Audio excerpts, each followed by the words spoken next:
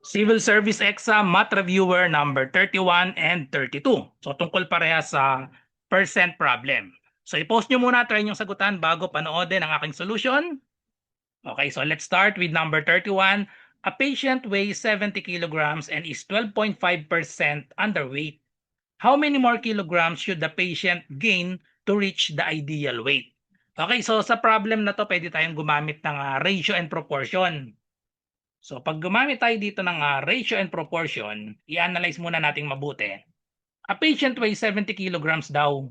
70 kilograms yung weight, o lagay natin dito sa kilogram, tapos dito sa kabila naman yung percent. Okay? So 70 kilograms and is 12.5% underweight. Kulang daw ng 12.5%.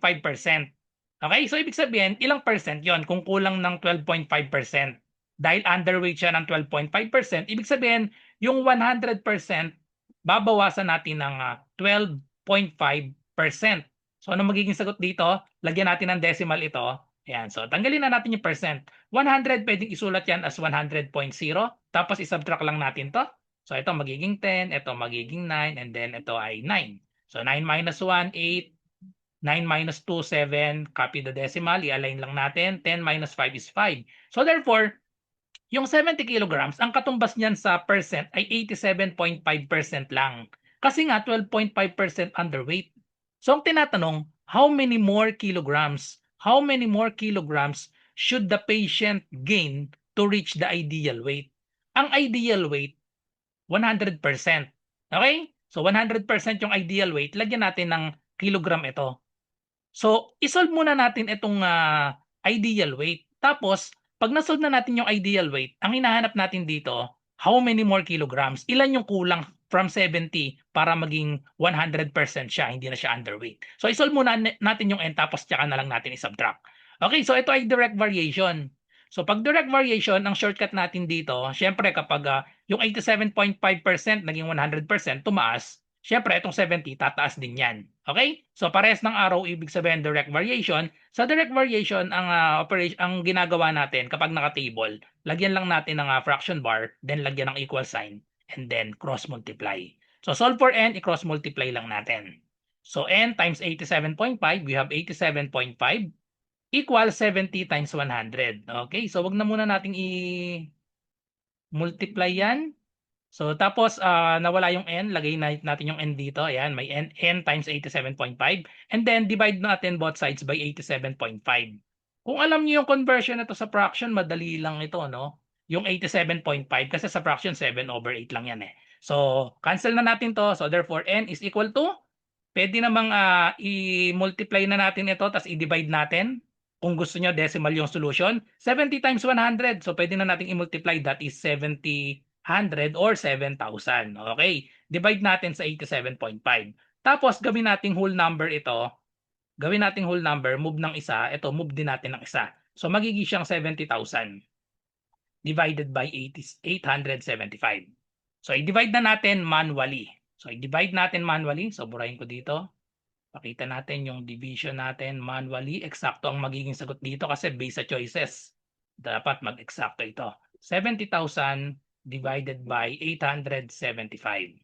So ang magiging sagot dito ay greater than 70 dapat. So mga tingin ko 80 something. So siguro 700 hindi pa pwede, no? So 7,000 ang kunin natin. Pagpalagay natin 8 kasi mas mataas dapat sa 70 yan. So 8 times 5, trial and error lang to ha. Try natin kung sasakto sa 8.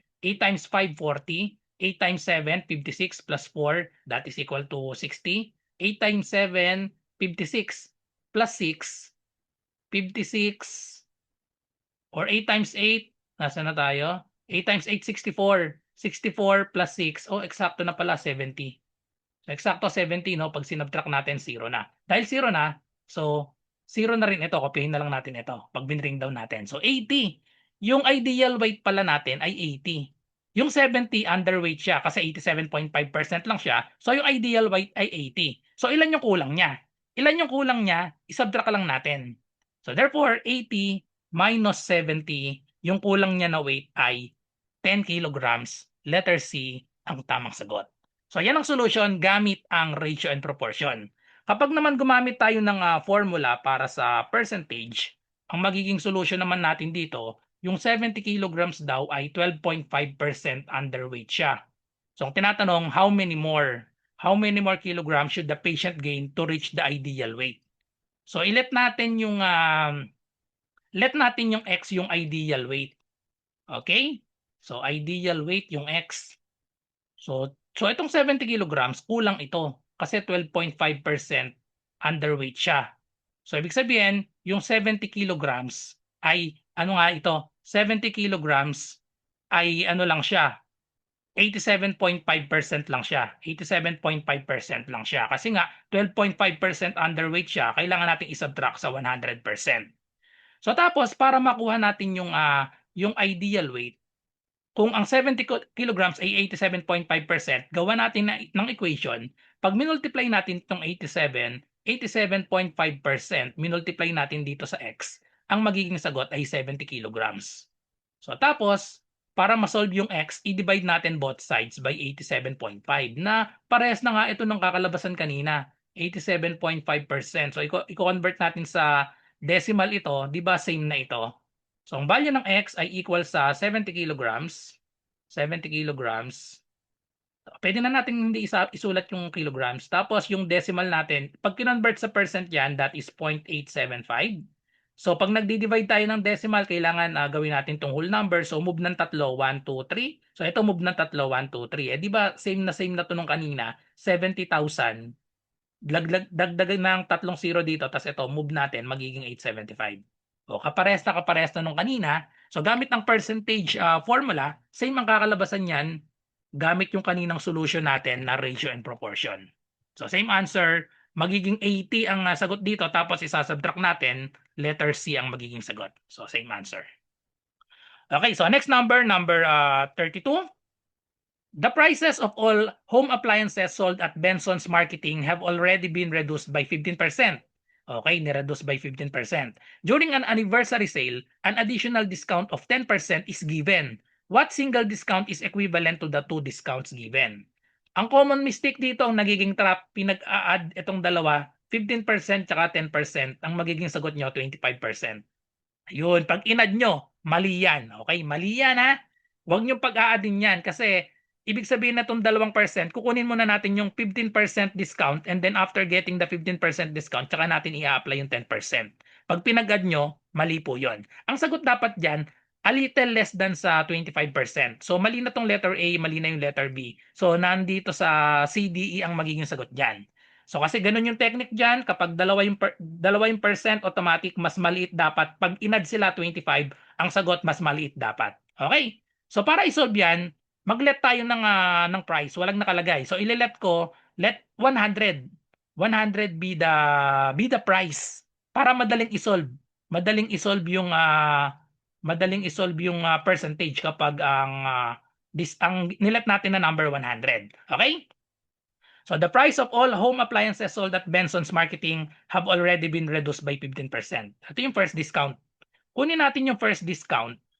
After the first discount, yung 100 na nilet natin, magiging na siyang 100 minus 15%. 15%, that is 0.15 times 100. Okay, kaya nga 100 yung ginagamit natin kasi 15% ng 100, automatic 15 lang yon. So 100 minus 15 equals 85. Okay? So tapos itong 85, di-discountan naman natin ng 10%. So yung 85, bawasan natin ng 10%. So 10%, that is 0.10 ng 85. So ngayon, meron na lang tayong 85 minus, pag minultiply natin 85 times 10%, move lang natin ng isa ito, that is 8.5. Pag sinubtract natin, 85 minus 8.5, ang magiging sagot dito, so pakita natin, 85 minus 8.5, dagdag lang tayo ng isang zero dito. Okay, so tas borrow, magiging 10, ito magiging 4, borrow tayo, magiging 7, ito magiging 14. Bring down 7, 14 minus 8, that is 6, itapat ang decimal point, 10 minus 5 is 5. So therefore, 76.5 ang magiging babayaran natin, 76.5. From the original natin 100. Ang tanong, ilan ang discount? From 100 naging 76.5, ilan yung discount doon? So ang discount doon is subtract natin. 100 minus 76.5. Ito na yung magiging final answer natin. Ito yung discount. So dagdag tayo ng 0 dito. Borrow tayo 10, 9, 9. 9 minus 7 is 2. 9 minus 6 is 3. Itapat ang decimal point. 10 minus 5 is 5. Therefore, the answer is 23.5% ang katumbas niya na equivalent single discount equivalent dun sa 2 discounts 73.5 or automatic yan. Yung dalawang discount pag inad nyo 25%, automatic ang magiging equivalent single discount ay mas mababa dapat sa pag pinag-add ito na 25%. So kung na-eliminate na lahat, kaya dapat alam nyo yung technique na yon. So dito sa problem natin may tatlong natira kaya kailangan pang isolve. Pero pag may pagkakataon na isa lang yung natira na mas maliit dun sa pag pinag-plus, automatic yun na yung sagot. Okay, so that's it. I hope may natutunan kayo sa video na ito. Follow for more. Sa mga naghahanap po ng murang civil service exam review, ito po yung offer ko sa inyo. 99 pesos lang po, all in na po ito. Meron tayong 500 slots na available. Ito po yung mga inclusion niya. 10 days math and logic tutorial via Zoom. Online po ito ha. So ang schedule na itong 10 days, ito po. Ayan, math and logic. 7 to 9 p.m. po lahat ito, MWF po ito. So July 6, integers, PEMDAS, GCF, and LCM. July 8, fractions and decimals. July 10, law of exponents and radicals and unit conversion. July 13, number series and number analogy. July 15, basic algebra. July 17, percentage, ratio, and proportion. July 20, word problems. July 22, data interpretation. July 24, logical reasoning. And July 27, abstract reasoning. So, madadaanan po natin lahat ng mga math and logic. Meron din tayong Google Forms reviewer sa ibang subjects kagaya ng verbal ability, analytical ability, general info. Marami rin tayong mga 150 item na mock test. Then may only replay din po tayo ng past session. Ito pong mga Zoom meetings natin, recorded po yan sa exclusive na FB group natin. So ano pong inaantay nyo, mag-message lang po kayo sa akin dito sa aking FB RJ Enseñado.